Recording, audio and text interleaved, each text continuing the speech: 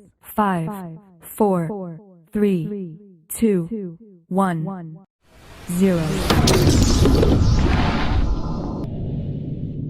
Kak Citra, hari ini kita akan belajar bersama-sama untuk mata pelajaran tematik kelas 2, tema 1 hidup rukun, subtema 1 hidup rukun di rumah, pembelajaran 1. Mari kita belajar bersama-sama.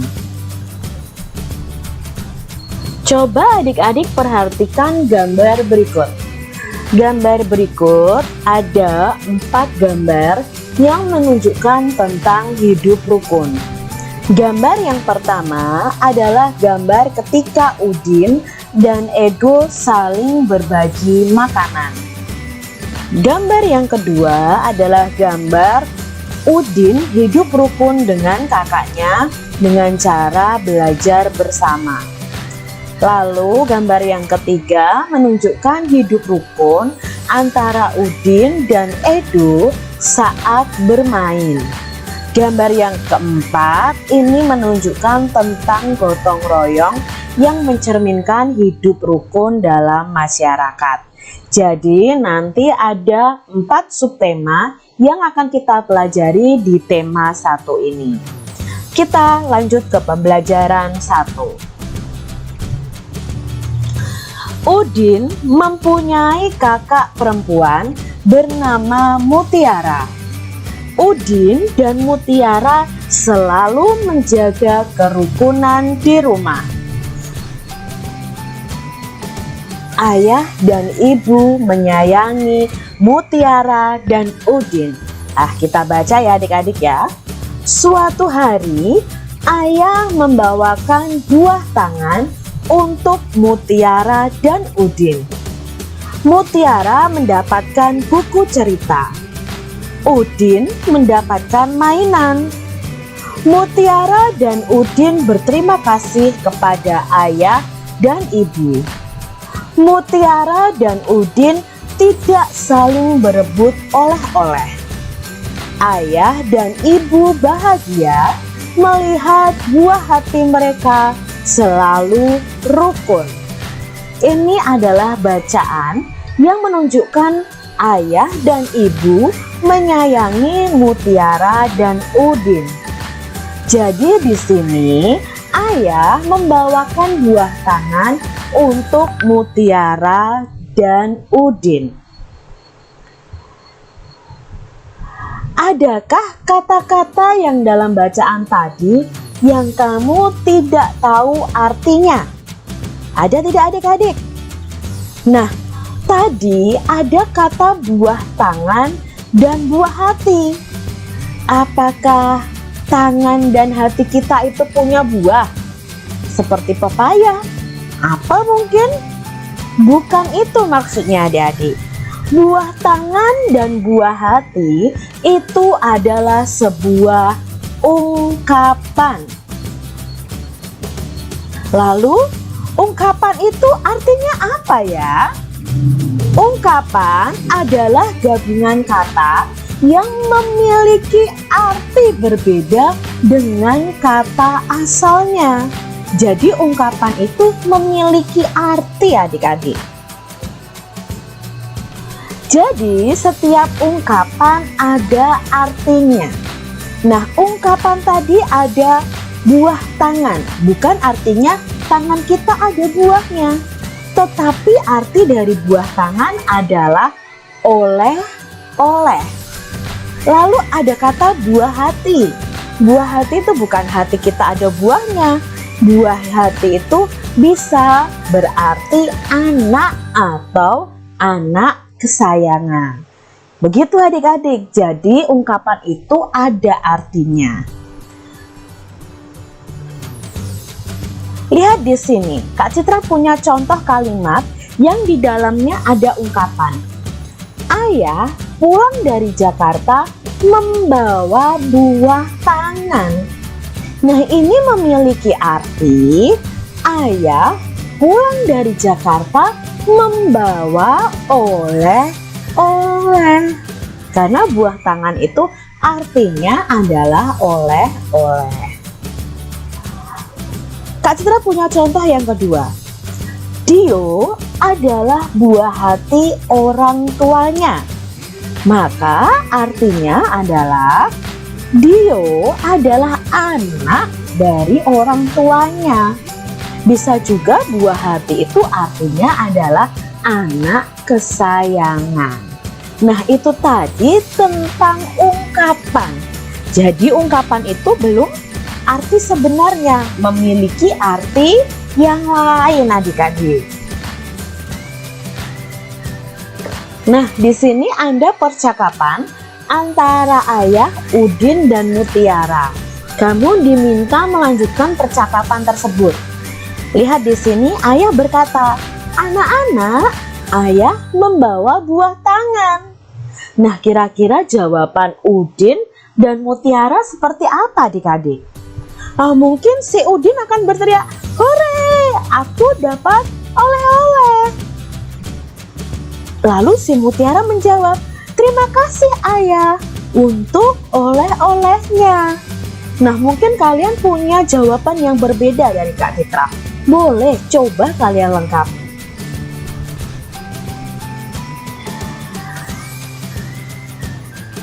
Mutiara menyimpan buku hadiah dari ayahnya di rak buku. Nah, di rak buku itu adalah buku hadiah dari ayahnya. Perhatikan susunan buku di dalam rak. Buku-buku tersebut tersusun rapi. Berapa banyak buku di dalam rak tersebut? Apakah kalian bisa menghitung berapa banyak buku dalam rak tersebut? Bagaimana agar kita lebih mudah menghitungnya? Nah, adik-adik di rumah punya buku bacaan? Coba kalian hitung berapa buku bacaan kalian. Udin bersama Mutiara mengelompokkan buku-buku tersebut. Tiap-tiap kelompok berisi 10 buku. Nah, satu kelompok itu 1 puluhan. Kalau 50-an sama dengan 50. Jadi satu kelompok itu isinya 10 buku atau 1 puluhan. Kalau ada 5 tumpuk buku, maka akan ada 50. Nah, di sini Kak Citra punya 50 buku yang Mutiara dan Udin susun. Satu susunan itu jumlahnya 10. Kalau 5 susunan buku maka jumlahnya 50. Nah, ini jumlah buku Mutiara. Ada 50. Lalu ditambah lagi ada susunan yang jumlahnya hanya 7. Maka banyak bukunya ada 50 ditambah 7 sama dengan 57. Jadi banyak bukunya ada 57. Perhatikan berikutnya. Tumpukan bukunya di sini ada 7 adik-adik. Ingat, satu tumpukan begini isinya ada 10. Karena ada 7 tumpukan, maka jumlah buku di sini ada 70. Lalu ada tumpukan lagi yang isinya hanya 7. Maka jika dijumlahkan keduanya ini, jumlah keseluruhan buku adalah 70-an itu sama dengan 70. Ditambah 7, maka banyak bukunya ada 77. Sekarang perhatikan kembali buku-buku di dalam rak. Buku-buku dalam rak dapat dikelompokkan sebagai berikut. Ini Kak Citra menyusunnya menjadi 10 kelompok. Satu kelompok buku itu isinya 10. Maka kalau 10 kelompok buku, maka jumlahnya ada 100. Dari mana Kak Citra 100? Yuk kita coba jumlahkan. Ini 10. Ditambah 10, 20. Ditambah 10 lagi, 30. Ditambah 10 lagi, 40. Tambah 10 lagi, 50 tambah 10, 60 tambah 10, 70 tambah 10, 80 tambah 10 lagi, 90 dan tambah 10 lagi, 100. Maka satu kelompok ini jumlahnya ada 100. Ternyata ada 10 tumpukan buku. Artinya rak buku berisi 100 buku. Amatilah gambar berikut ini. Nah, di sini ada gambar kubus. Satu kubus itu dianggap satu kubus satuan. Kalau ada yang panjang seperti ini, kubus satuannya berjumlah 10. Digambarkan menjadi satu kubus puluhan. Jadi kalau kubusnya hanya satu, dianggap satu kubus satuan. Dan jika kubusnya ada 10, maka dianggap satu kubus puluhan. Nah, perhatikan di sini. Ini adalah kubus puluhan. Kubus puluhan, jika ada 10, maka bisa diganti dengan satu kubus ratusan. Nah, satu kubus ratusan itu bisa digambarkan dengan kubus seperti ini adik-adik. Kalau ini tadi satu satuan, ini puluhan, maka ini digambarkan sebagai kubus yang berjumlah 100. Nah, sekarang kita lihat berikutnya.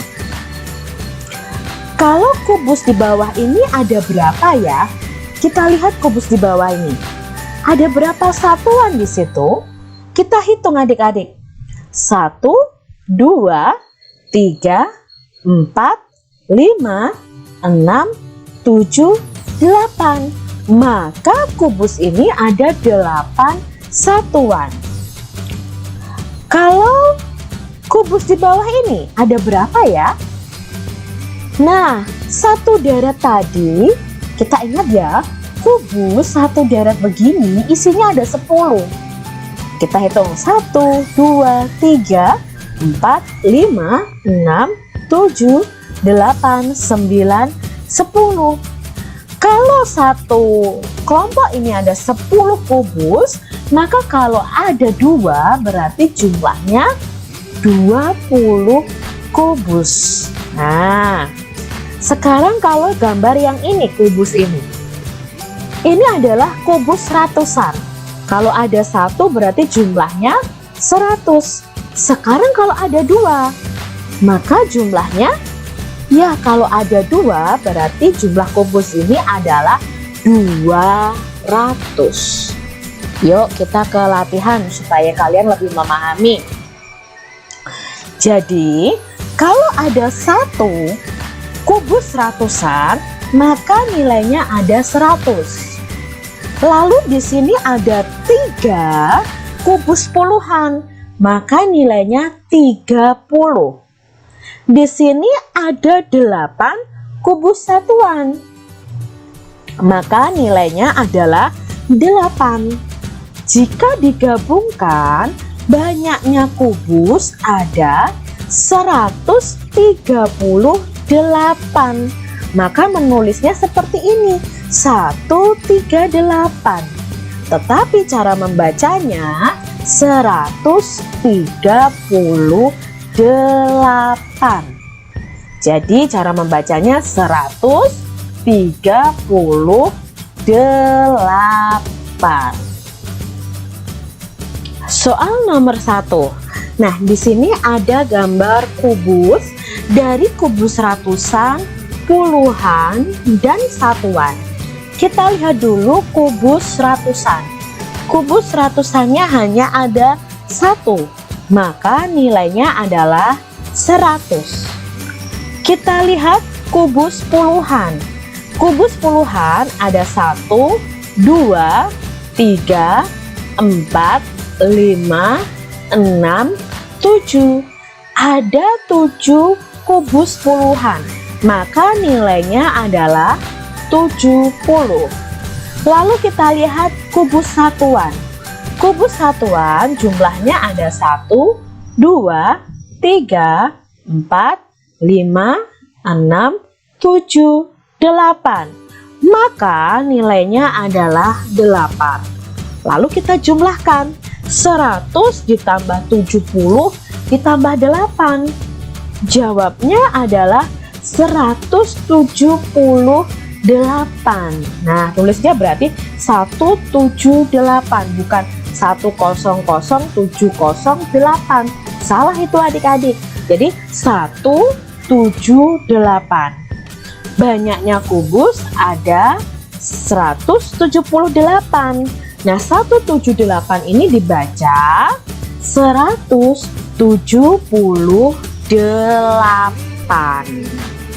Kita lihat soal nomor 2. Ada berapa kubus ratusan di situ? Ya, hanya ada 1. Berarti ratusannya adalah 100. Lalu ada berapa puluhannya? Ya, puluhannya ada 7. Maka nilainya adalah 70. Satuannya ada 1. Maka nilai satuannya 1. Sekarang 100 ditambah 70 ditambah 1 sama dengan 171. Banyaknya kubus ada 171. Dibaca, nah kalau dibaca harus membacanya benar. Tidak boleh 171, tidak boleh seperti itu.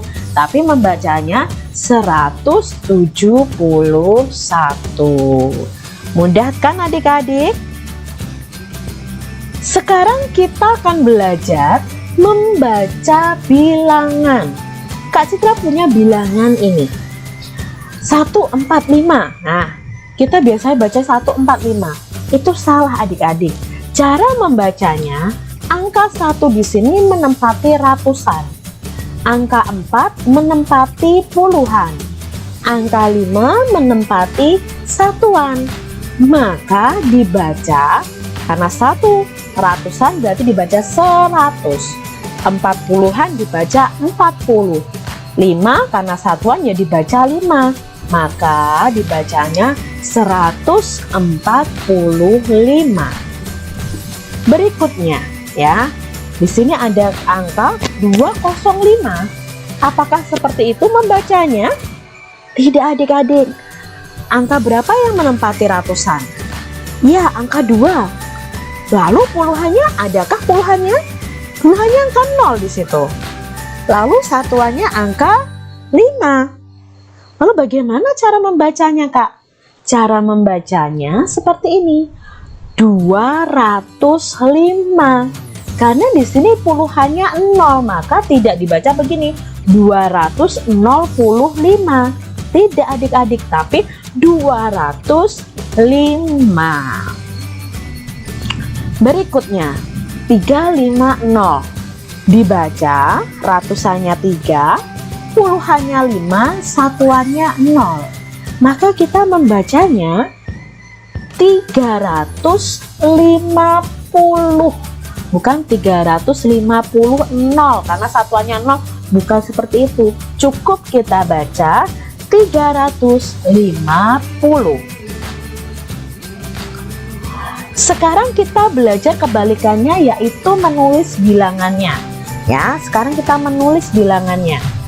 Ada angka di sini 200. Maaf, ada bilangan 200.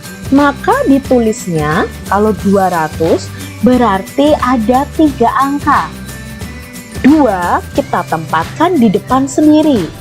Ratus berarti nolnya ada 2. Berarti kalau 200, cara menulisnya seperti ini adik-adik. Kita ke soal berikutnya. 503. Maka ditulisnya 500 pasti di awal. Apakah ada puluhannya? Tidak ada. Maka nanti puluhannya kita ganti dengan angka 0. 3 itu adalah satuan, maka letaknya paling belakang. Maka 503 itu penulisannya seperti ini.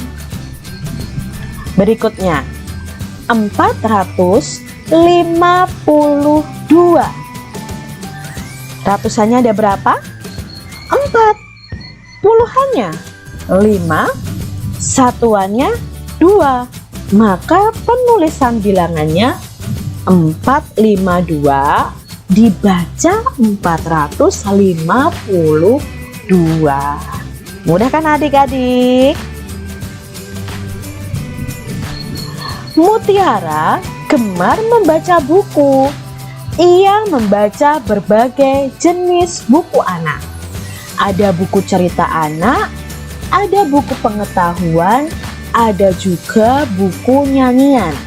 Nah, dalam buku nyanyian Mutiara terdapat lagu Peramah dan Sopan ciptaan Pak Dal. Nah, di sini ada lagunya.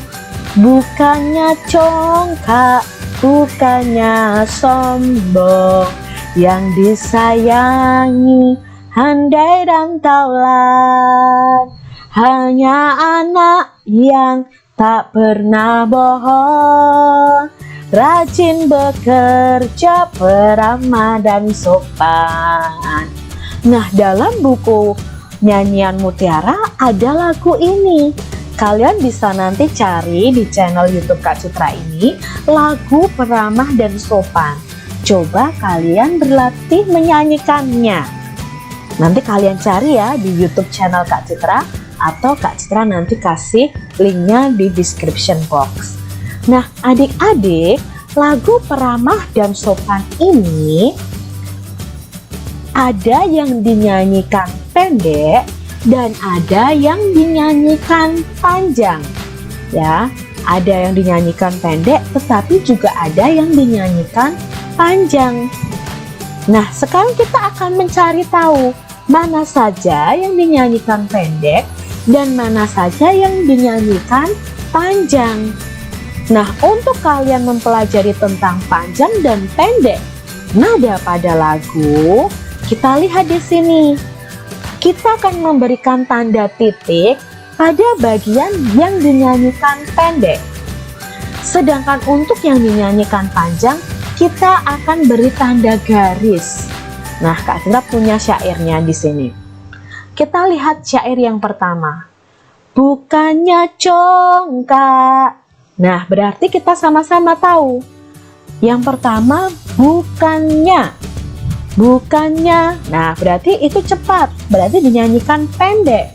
Berarti tandanya lingkaran.